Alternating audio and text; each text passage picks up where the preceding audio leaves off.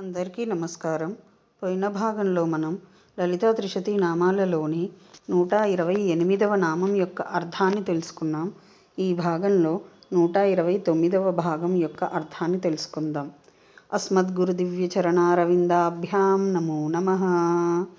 అశేషజనమోహినీం అరుణమాల్యభూషాంబరాం జపాకుసుమభాసురాం జపవిధౌ స్మరేదంబికాం. శివాయ గురవే నమః. శ్రీగురు పదాంభుజములకు సభక్తికమైన ప్రణామాంజలి సమర్పణతో లలితా త్రిశతి నామ సంఖ్య 129.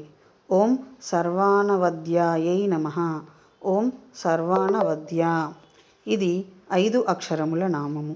ఈ నామంతో మనము అమ్మవారికి సభక్తికముగా నమస్కరించుచున్నప్పుడు ఓం సర్వాణవద్యాయై నమః అని పలుకవలెను. సర్వాణవద్య సర్వప్రాణి కోటి యొక్క కోరికలను ఈడేర్చునది అని అర్థము.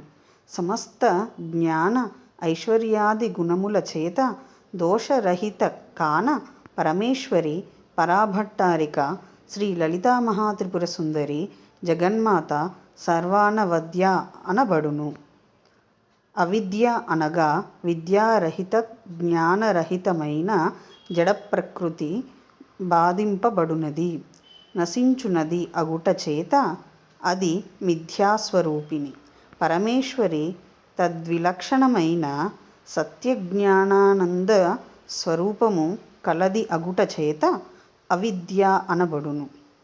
అథవా సర్వప్రాణికోటి యొక్క కోరికలను ఈడేర్చునద అగుట చేత కూడా పరమేశ్వరి పరాభట్టారిక శ్రీ లలితా మహాత్రిపుర సుందరీదేవి సర్వాణవద్య అనబడును. శివశక్తి రూపాయ నమః శివాయ. ఓం ఐం హ్రీం శ్రీం శ్రీమాత్రే నమః. సర్వం శ్రీ సద్గురు దివ్య చరణారవిందార్పణమస్తు.